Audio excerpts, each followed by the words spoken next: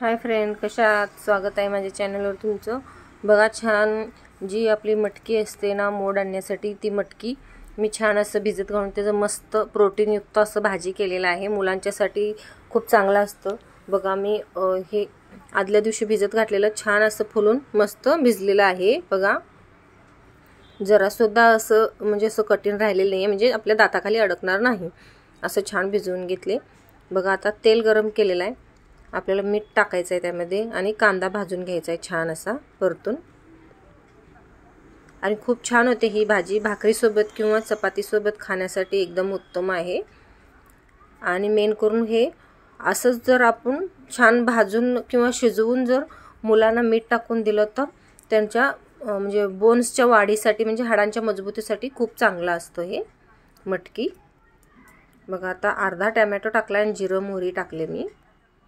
आणि छान असं आपल्याला हे भाजून घ्यायचं आहे, परतून घ्यायचं आहे व्यवस्थित, म्हणजे टोमॅटोचा पाण्याचा जो अंश असतो तो निघून गेला पाहिजे इथं.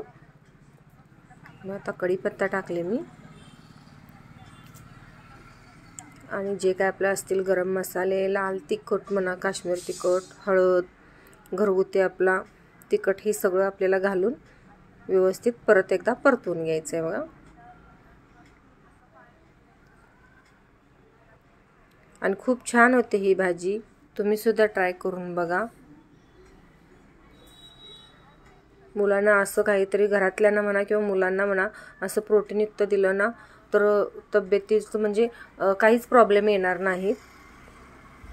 बघा, आता छान असं खरपूस भाजून घेतले लाल तिखट टाकून. आता ही मटकी आपल्याला यामध्ये घालून घ्यायची आहे आणि छान व्यवस्थित सगळं मिक्स करून घ्यायचं आहे आपल्याला,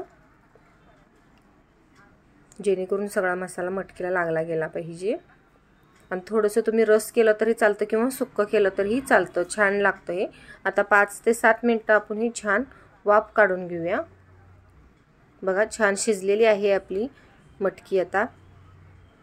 आणि रस्सादार पण असं छान मस्त झालेलं आहे, वास पण छान यायला लागला आहे. बघा, आता छान आपण गार्निशिंग करून घेऊया.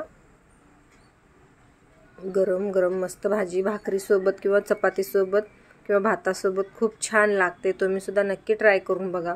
आणि रेसिपी कशी वाटली हे सुद्धा मला कमेंटमध्ये सांगा. आणि प्लीज लाईक, शेअर आणि कमेंट करा.